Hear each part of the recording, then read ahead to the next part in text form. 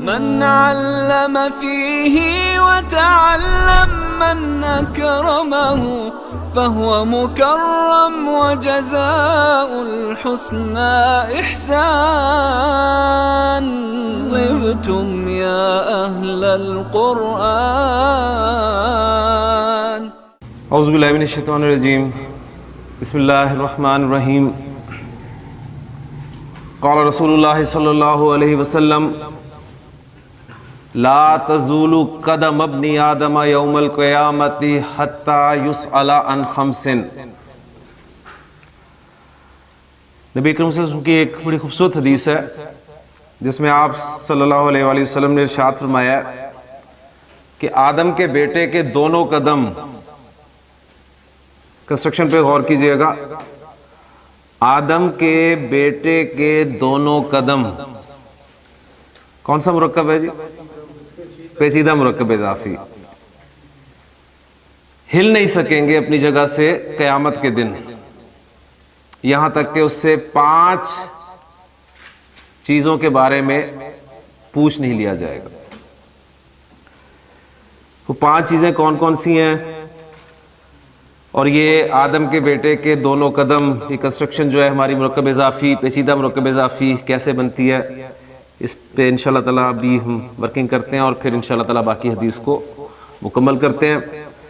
اللہ تعالیٰ سے دعا کر لیں کہ ربی یسر ولا تعسر وتمم بالخیر، آمین یا رب العالمین. یہ آپ کے سامنے پیچیدہ مرکب اضافی لکھا ہوا ہے، اور پیچیدہ مرکب اضافی ہم نے پڑھا تھا کہ ایسا مرکب اضافی جس میں ایک سے زائد مضاف اور مضاف الیہ ہوتے ہیں. تو آپ دیکھیں اس میں ایک اسم آدم ہے، ایک بیٹا اور ایک 2 قدم.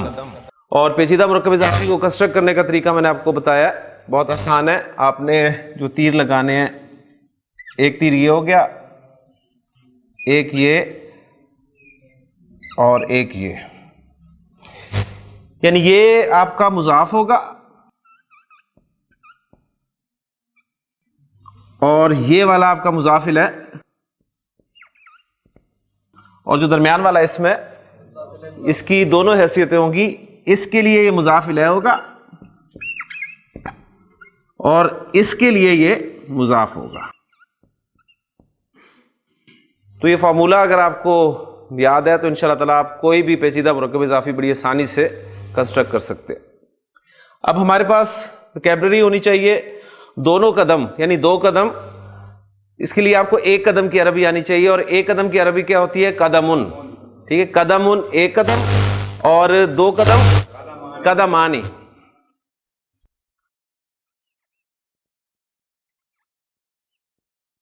قدمانی 2 قدم.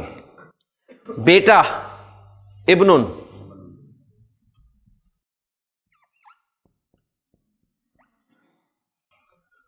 آدم آدمو.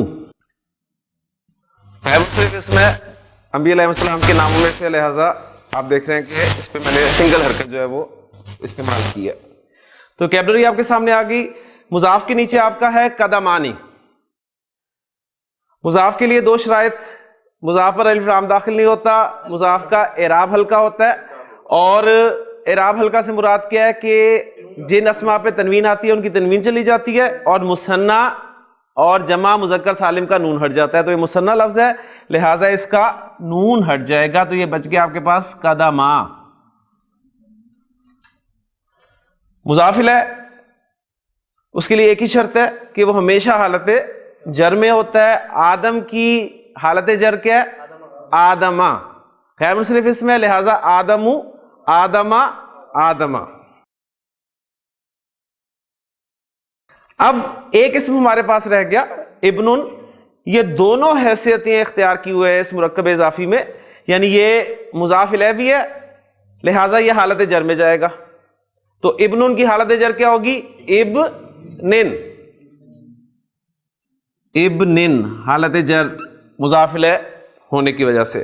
اب ساتھ ہی اس کے لیے مضاف بھی ہے، تو اس پہ ہم نے الف لام بھی داخل نہیں کرنا اور اس کا اعراب ہلکا کرنا ہے. اعراب ہلکا کرنا ہے تو تنوین جو ہے وہ چلی جائے گی اور کنسٹرکشن آپ کے سامنے تیار ہوگی. قدما ابن آدم.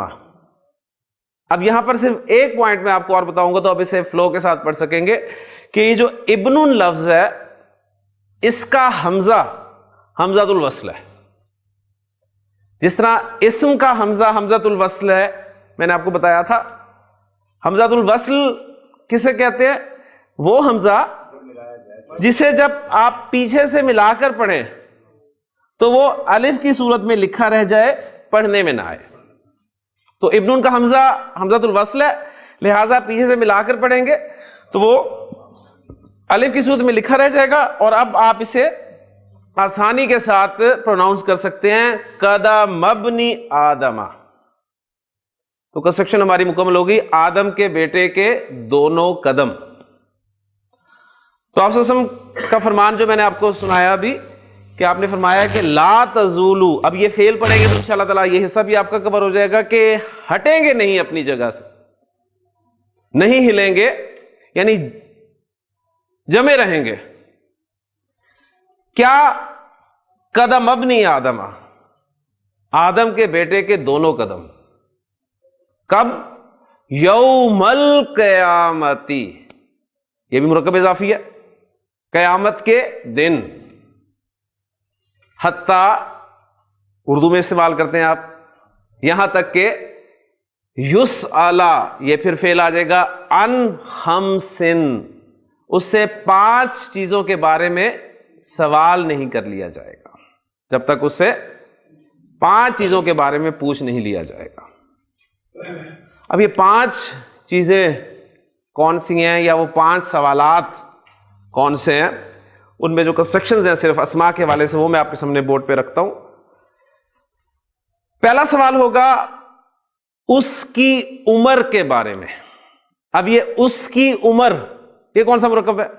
مرکب اضافی. اب دیکھیں میں نے آپ کو بتایا تھا کہ مرکب اضافی وہ مرکب اضافی ہے، یعنی وہ آپ کا مرکب ناقص ہے جو قرآن میں اور احادیث میں کثرت سے استعمال ہوا ہے.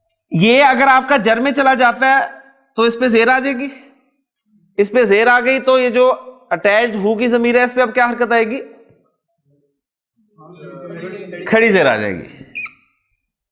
ان عمری ہی فی ما افناہ، اس کی عمر کے بارے میں پوچھا جائے گا کہ وہ کہاں پر فنا کی.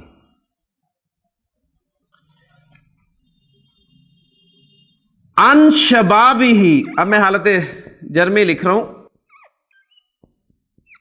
جس طرح عمری ہی تھا اسی طرح شبابی ہی. ان شبابی ہی، اس کی جوانی کے بارے میں پوچھا جائے گا کہ فیما ابلاہ، کہ وہ کہاں کھپائی. ابلاہ. پھر تیسرا سوال اس سے ہوگا وَأَمْ مَالِهِ، مالوہ تھا اس کا مال، اب وہ مال جر میں گیا مالی بنا تو جو اٹیچ ہوگی ضمیر تھی وہ کھڑی زیر کے ساتھ آپ کے سامنے آ گئی. وَأَمْ مَالِهِ، اور اس کے مال کے بارے میں پوچھا جائے گا کہ وہ اس نے کہاں سے کمایا. من أَيْنَ اكْتَسَبَهُ، اس نے اس کو کہاں سے کمایا. اور چوتھا سوال ہوگا وَفِي مَا أَنفَقَهُ، اسی مال کے متعلق کہ وہ خرچ کہاں پر کیا. اور پانچواں اور آخری سوال یہ ہوگا ماذا عمل فی ما علم. ماذا عمل، عامل الصالحات آپ پڑھتے ہیں، کیا عمل کیا، فی ما، اس میں جو علم، علم حاصل کیا یا جو جانا یا جو معلوم تھا. تو یہ 5 سوال نبی صلی اللہ علیہ وسلم فرما رہے ہیں کہ آدم کے بیٹے کے دونوں قدم نہیں ہلیں گے اپنی جگہ سے. پہلا سوال اس سے کیا جائے گا اس کی عمر کے بارے میں کہ ہم نے تمہیں 40 50 60 70 80 90 100 سال کی عمر دی تھی، اس کا حساب دو، کہاں پر لگا کر آئے ہو. پھر دوسرا سوال خاص طور پہ ان شبابی ہی، اس کی جوانی کے بارے میں. حالانکہ جوانی جو ہے وہ بھی اس کی عمر میں ہی ہے، لیکن جوانی میں خاص طور پہ انسان جو ہے وہ آپ کو پتہ ہے قوا مضبوط ہوتے ہیں, جذبے جو چاہتا ہے وہ کر سکتا ہے. تو جوانی کے بارے میں خاص طور پہ پوچھا جائے گا کہ وہ کہاں پر لگائی ہے. پھر تیسرا سوال وَأَمْ مَالِهِ, اس کے مال کے بارے میں, من أَيْنَ اكْتَسَبَهُ, کمایا کہاں سے, ذریعہ آمدنی کیا تھا, حلال تھا یا حرام تھا. کیونکہ نبی صلی اللہ علیہ وسلم کی ایک اور حدیث ہمیں ملتی ہے جس میں آپ نے فرمایا کہ ایک وقت ایسا آئے گا کہ انسان کو یہ پتہ نہیں ہوگا, یعنی اسے اس بات کی فکر نہیں ہوگی کہ وہ جو کما رہا ہے, جو لے رہا ہے وہ حرام ہے یا حلال ہے, یعنی حرام حلال کی تمیز ختم ہو جائے گی. تو تیسرا سوال مال کے بارے میں کہ ذریعہ آمدنی کیا تھا, اور پھر اگر وہ جائز طریقے سے بھی کمایا ہے, حلال طریقے سے بھی کمایا, تو چوتھا سوال فی ما انفقہ, اس کو خرچ کہاں پر کیا. خرچ انسان جو ہے وہ کہاں کہاں کر سکتا ہے. اور پانچواں سوال سب سے اہم ہے میرے خیال میں, کہ جو کچھ معلوم تھا, اگر میں کہوں گا نا علم حاصل کیا, تو ہو سکتا ہے کل سے علم حاصل کرنے یہاں کوئی نہ آئے. تو یعنی اس لیے آسان ترجمہ میں نے رکھا ہے کہ جو کچھ علم تھا, جو کچھ معلوم تھا, اس پہ کیا عمل کیا. ہم میں سے کوئی ایسا شخص ہے جسے یہ نہیں پتا کہ دن میں ہم پر 5 وقت کی نمازیں فرض ہے؟ کوئی ایسا شخص, کوئی ایسا مسلمان؟ سب کو پتا ہے نا. کیوں نہیں پڑھتے؟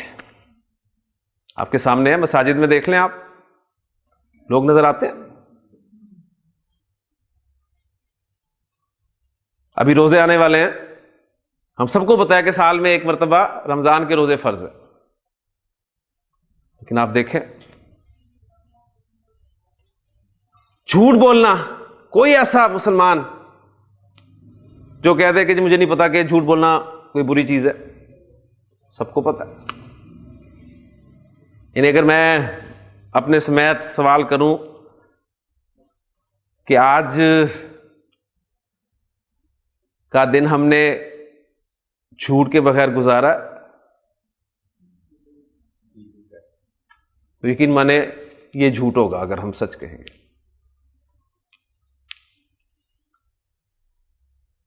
تو یہ کسی کو دھوکہ دینا, وعدہ خلافی کرنا, یہ ساری باتیں وہ ہیں.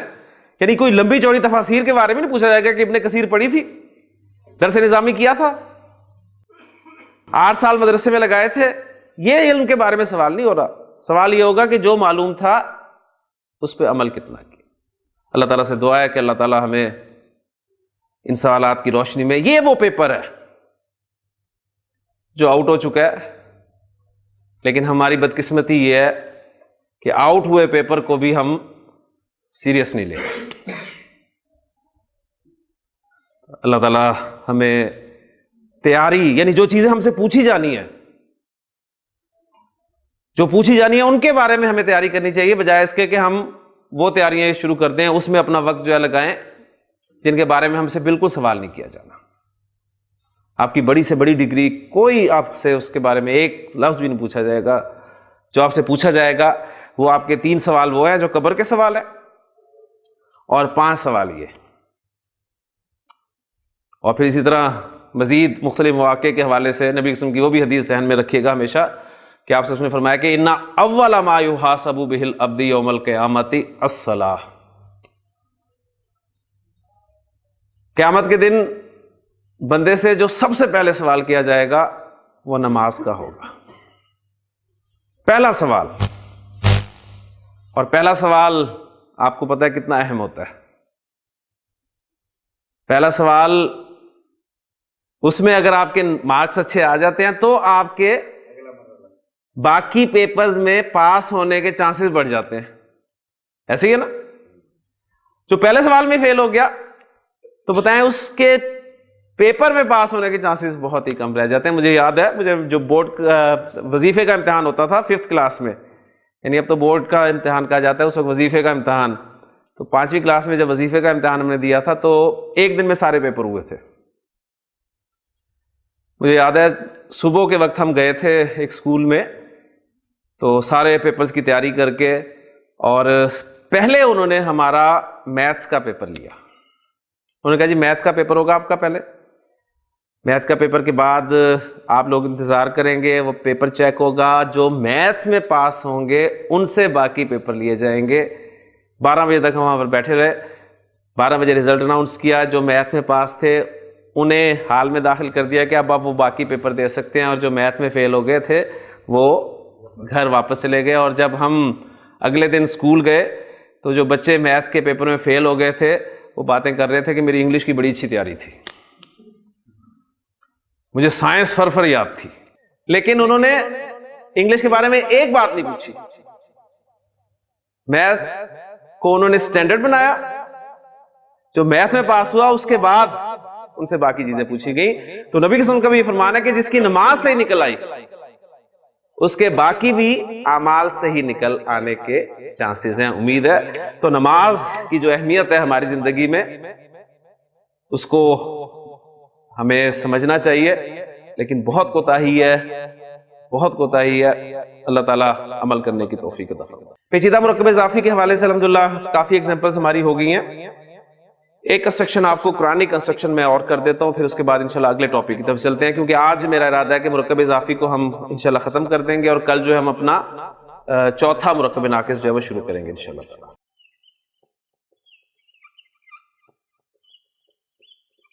ابو لہب کے دونوں ہاتھ، کیونکہ دونوں قدم کی بات ہو گئی ہے آدم کے بیٹے کے، تو دونوں ہاتھوں کے حوالے سے بات ہو جائے کنسٹرکشن. اب آپ کو پتا ہے کہ یہ جو ابو لہب ہے یہ سیلف ایک مرکب اضافی ہے. ہم نے کنسٹرکشن کی تھی نا زید کا باپ تو ابو زیدن، کنسٹرکشن وہی ہے، ابو زیدن زید کا باپ، ابو حامدن حامد کا باپ. ٹھیک ہو گیا؟ تو اسی طرح ابو لہبن یعنی یہ سیلف ایک مرکب اضافی ہے. تو اس کو میں مرکب اضافی ہی ٹریٹ کر رہا ہوں، یعنی اس کو میں عربی میں لکھ رہا ہوں ابو لہبن، ابو لہبن کے دونوں ہاتھ. ٹھیک ہو گیا؟ اچھا اس میں اب آپ کا دونوں ہاتھ اور ابو لہب یہ دو اسماء سے ہمارا مرکب اضافی بن جاتا ہے. ویسے اگر دیکھیں تو 3 بن رہے ہیں، یعنی ابو ایک ہے، لہب ایک ہے، اور 2 ہاتھ جو ہیں وہ ایک ہے، لیکن ہم نے اسے ایک ہی بنا کر اس کنسٹرکشن میں رکھ دیا. تو دونوں ہاتھوں کی عربی کیا جی؟ ایک ہاتھ کی آنی چاہیے، ایک ہاتھ کی عربی یدن، اور 2 ہاتھوں کی یدانی. اور ابو لہب ہمارے پاس عربی میں بنا بنایا موجود ہے، ابو لہب. یہ آپ کا مضاف ہے، یہ مضاف ہے.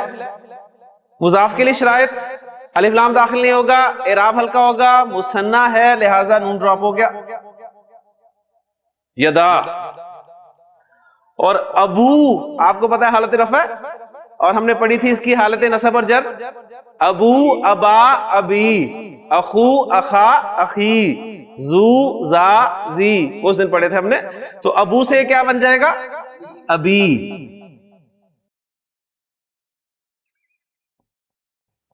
تو یدا ابی لہب، ترجمہ ہم یہی کریں گے ابو لہب کے دونوں ہاتھ. تو آپ کی سورۃ لہب جو ہے اس کی پہلی آیت کیا ہے؟ تبت یدا ابی لہب، ابو لہب کے دونوں ہاتھ ٹوٹ جائیں، وتب، اور وہ ہلاک ہو جائے، برباد ہو جائے. تو ایک کنسٹرکشن بھی الحمدللہ آپ کے سامنے ایک پیچیدہ مرکب اضافی کی آ گئی ہے. اس پیچیدہ کو ہم نے ذرا سادہ مرکب اضافی میں کنورٹ پہلے کر لیا. کلیئر ہوگی نا؟ یعنی لہب کے باپ کے دونوں ہاتھ کی بجائے ہم نے ابو لہب کے دونوں ہاتھ کر دیا. چھوٹے چھوٹے 1-2 ٹاپکس ہیں مرکب اضافی میں، وہ میں آپ کے ساتھ شیئر کرنا چاہتا ہوں. الحمدللہ ہمارے سامنے جو مرکب اضافی میں ڈیٹیلز آئی ہیں وہ یہ کہ ہم نے ایک سادہ مرکب اضافی کیا، یعنی زید کا گھر. پھر اس کے بعد ہم نے مرکب اضافی میں ضمائر کو استعمال کیا، اس کا گھر. پھر ہم نے پیچیدہ مرکب اضافی بنایا، زید کے گھر کا دروازہ. اب ہم ایک کام مرکب اضافی میں اور کرنے لگے ہیں، اور آپ نے وہ پہچان کر مجھے بتانا ہے کہ یہ کیا ہوا ہے. کنسٹرکشن میں آپ کے سامنے لکھ رہا ہوں.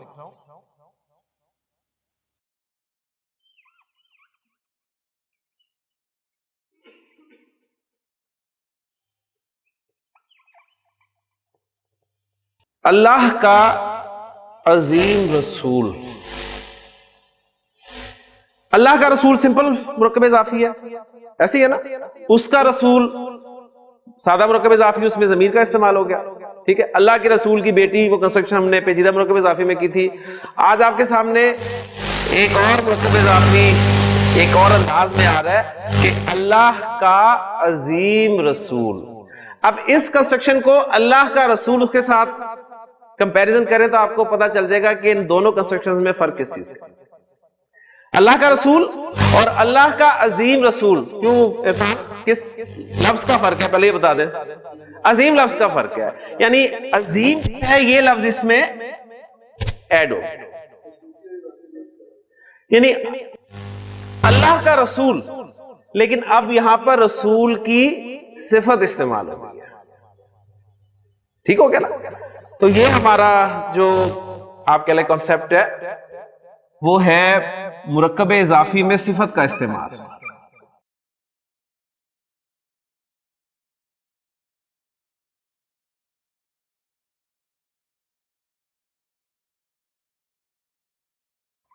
یعنی آپ کو ایسے مرکب اضافی بھی ملیں گے جس میں صفت استعمال ہوئی ہوگی، اور وہ صفت آپ یہاں پر دیکھ رہے ہیں کس کی ہے؟ رسول کی. رسول، اور رسول اس مرکب میں کس حیثیت سے آیا ہوا ہے؟ مضاف اور مضاف الیہ، دو اجزاء مرکب اضافی کے. رسول مضاف ہے، اللہ مضاف الیہ، اور عظیم جو ہے صفت کس کی ہے؟ رسول کی، یعنی مضاف کی صفت. ٹھیک ہو گیا. اور ایک کنسٹرکشن اور آپ کے سامنے لکھتا ہوں. عظیم اللہ کا رسول.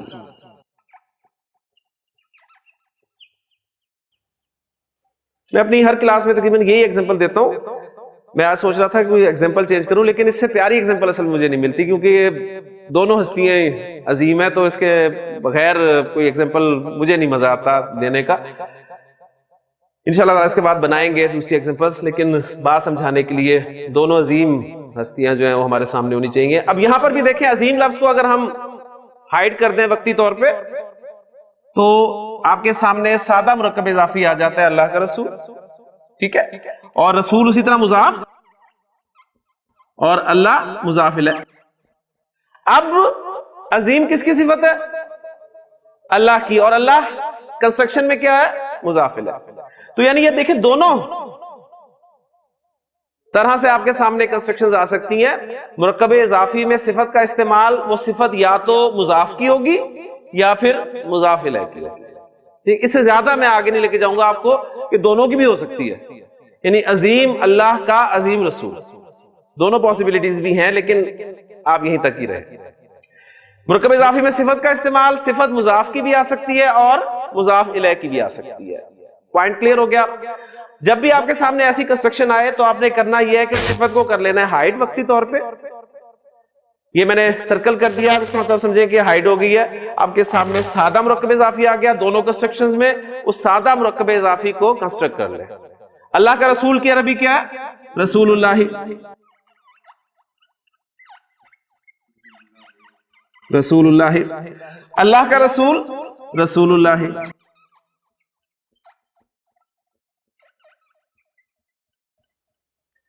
مرکب اضافی میں جب بھی صفت استعمال ہوگی تو نوٹ کر لیں پوائنٹ، قیمتی پوائنٹ، کہ وہ صفت جو ہے ہمیشہ مرکب اضافی کے بعد آئے گی.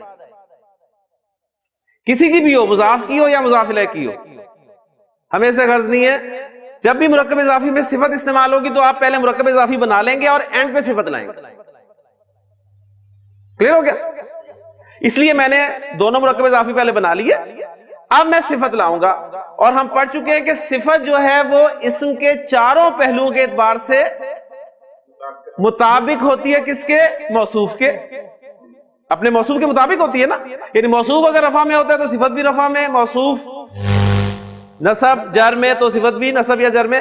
سارے پہلو آپ کے سامنے کلیئر ہیں. اب یہاں پر دیکھیں میں صفت لانا چاہتا ہوں. صفت میں نے اینڈ پہ لانی ہے, اس کنسٹرکشن میں بھی اینڈ پہ لاؤں گا, اس کنسٹرکشن میں بھی اینڈ پہ لاؤں گا, کیونکہ ہم نے قاعدہ پڑھ لیا ہے کہ مرکب اضافی میں جب بھی صفت استعمال ہوگی تو صفت ہمیشہ اینڈ پہ آئے گی. اب وہ جس کی صفت ہے اس کا موصوف کون ہے؟ اس کنسٹرکشن میں موصوف کون ہے؟ رسول کی صفت ہے نا, لہذا رسول کے مطابق اس کا اعراب ہونا چاہیے. رسول لفظ کے مطابق جنس, رسول لفظ کے مطابق عدد, اور رسول لفظ کے مطابق وسعت. ٹھیک ہو گیا؟ تو عظیم کا لفظ عربی زبان میں عظیم ہی استعمال ہوتا ہے. اب مجھے بتائیں کہ وہ جو عظیم لفظ ہے اس کو میں نکرہ لاؤں یا معرفہ لاؤں, کیونکہ ہم نے اسے رسول کے مطابق رکھنا ہے. اب بتائیں کہ رسول نکرہ یا معرفہ ہے؟ رسول نکرہ معرفہ ہے. میرے ساتھ آپ نے بات کرنی ہے اس پہ جو رولز ہیں ان کی بیس پہ. معرفہ گزار صاحب کیسے؟ ماشاءاللہ. مرکب اضافی میں مضاف کے معرفہ یا نکرہ ہونے کا پتہ چلتا ہے مضاف الیہ سے. مضاف الی المعرفہ یعنی کسی اسم کو آپ معرفہ کی طرح نسبت دے دیں تو وہ بھی معرفہ ہو جاتا ہے, ایسے ہی ہے نا. لہذا رسول کو ہم نے نسبت دی ہے اللہ کی طرف, اس لیے رسول بھی معرفہ ہے.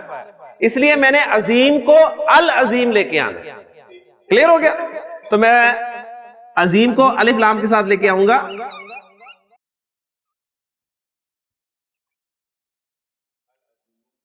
وسعت کور ہوگی جی. جنس رسول مذکر ہے, العظیم مذکر. ٹھیک ہو گیا؟ عدد رسول واحد, العظیم واحد. آخری چیز اعراب, رسول حالت رفع میں, لہذا العظیم صفت بھی حالت رفع میں, تو یہ بن جائے گا آپ کا رسول اللہ العظیم. رسول اللہ العظیم, اللہ کا عظیم رسول. کلیئر ہوگی؟ اب دوسری کنسٹرکشن میں آئے. دوسری کنسٹرکشن میں عظیم اللہ کا رسول, رسول اللہ ہماری کنسٹرکشن بن گئی ہے. اب جو عظیم ہے وہ صفت کس کی ہے؟ اللہ کی, اور اللہ مضاف الیہ ہے. ٹھیک ہے؟ لہٰذا جو عظیم لفظ لانا ہے میں نے وہ مضاف الیہ کے مطابق لانا ہے. مضاف الیہ معرفہ, ظاہر بات ہے ایسے بڑا معرفہ کون ہوگا, لہٰذا العظیم ہی لاؤں گا میں. وسعت کور ہوگی, اس پہ آئے جنس پہ. اللہ کا لفظ لفظی مذکر ہے, لفظی مذکر ہے, لہٰذا ہم نے العظیم کو بھی مذکر استعمال کیا. اللہ واحد, العظیم واحد. اسم اللہ حالت جر میں, لہٰذا العظیم بھی حالت جر میں ہوگا. تو آپ دیکھیں دونوں کنسٹرکشنز پہ ذرا غور کریں. رسول اللہ العظیم اور رسول اللہ العظیمی, دونوں میں دیکھیں فرق. یہ وہ پوائنٹ ہے جو آپ کو کہا جاتا ہے نا کہ وہ زیر زبر سے معنی بدل جاتے ہیں. وہ یہاں پر معنی بدلتے ہیں, ویسے نہیں معنی بدلتے. یعنی اب دیکھیں نا, اصل میں آپ نے العظیم کہا تو اس العظیم کو آپ نے رسول کے ساتھ جوڑا ہے. اللہ کا عظیم رسول, وہاں پر آپ نے رسول اللہ العظیمی کہا ہے تو اس العظیم کو آپ نے اللہ کے ساتھ جوڑا ہے, یعنی عظیم اللہ کا رسول. کلیئر ہو گیا؟ یہ آپ کی کنسٹرکشن تھی مرکب اضافی میں صفت کا استعمال. اب میں آپ کے سامنے صرف عربی کنسٹرکشنز رکھوں گا, آپ اسے مجھے پہچان کر کے بتائیں گے کہ اس کا ترجمہ کیا ہونا ہے. پہلا سوال میں آپ سے کرتا ہوں. سب سے پہلے سادہ مرکب اضافی کو دیکھ لیں. تلمیذ المعلمی, تلمیذ کہتے ہیں شاگرد کو, اسٹوڈنٹ, شاگرد. ٹھیک ہے؟ اور المعلم استاد. تلمیذ المعلمی کا کیا ترجمہ ہوگا؟ استاد کا شاگرد. ٹھیک ہے؟ اب میں مرکب اضافی میں صفت استعمال کرنا چاہ رہا ہوں, اور یہ آپ کو پتا ہے کہ صفت اینڈ پہ آنی ہے. اپنا کنسیپٹ کلیئر کرنے کے لیے اردو سے عربی میں آپ آئیں گے. اب آپ کے سامنے عربی کنسٹرکشنز لاؤں گا تو آپ نے بس پہچان کرنی ہے, اچھا یہ حصہ مرکب اضافی ہے, اور اس کے بعد جو ہے صفت آ رہی ہے, اب وہ صفت کس کی ہے وہ آپ نے پہچان کرنی ہے. ٹھیک ہے؟ صفت میں لا رہا ہوں.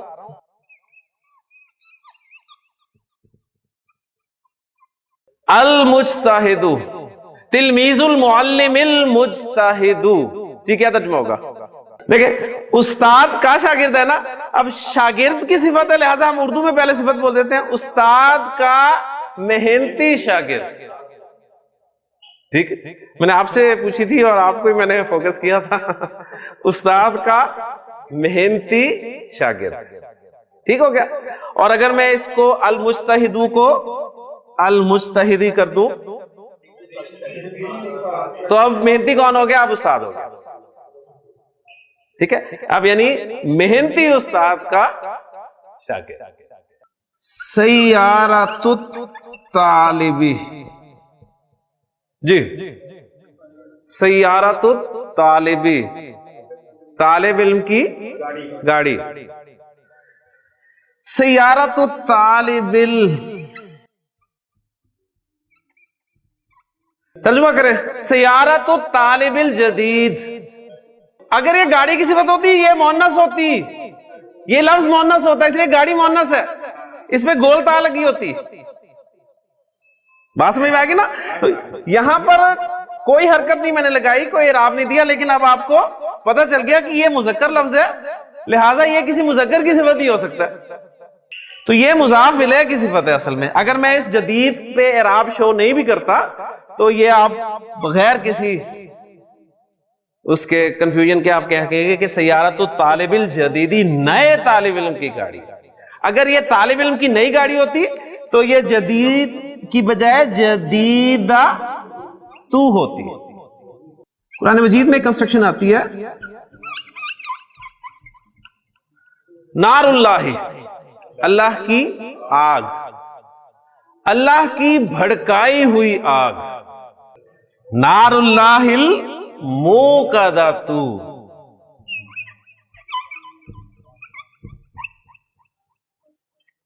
ٹھیک ہے نا, نار اللہ الموقدۃ التی تطلع علی الافئدہ. ابھی دیکھیں, اللہ کی بھڑکائی ہوئی آگ, آگ مؤنث ہے لہذا الموقدۃ استعمال ہوا ہے. اور آگے دیکھیں اس میں موصول بھی آئے گا التی, وہی مؤنث آئے گا, وہ پہنچے گی, وہ آگ جو ہے وہ مؤنث. تطلع, آگے فعل بھی مؤنث آ رہا ہے.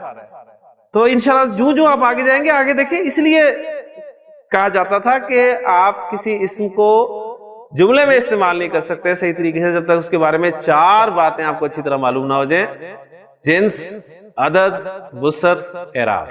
آپ کہتے ہیں کوئی بات نہیں, یہ تو معمولی سی چیزیں ہیں, روز آگے کہہ دیتے ہیں, ہم سن لیتے ہیں, لیکن اب آپ کو پتہ چلے گا کہ واقعی بہت اہم چیزیں تھیں.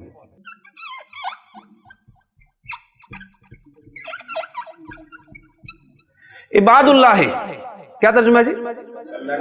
اللہ کے بندے, اللہ کے بندے. ارسلان, میں یہاں پر صفت استعمال کرنا چاہتا ہوں, میں کہنا چاہتا ہوں اللہ کے نیک بندے. کیا لفظ لگا, باقی چھوڑ دیں, آپ مجھے لفظ بتا دیں کیا لگاؤں. ماشاءاللہ, بس اتنی سی بات.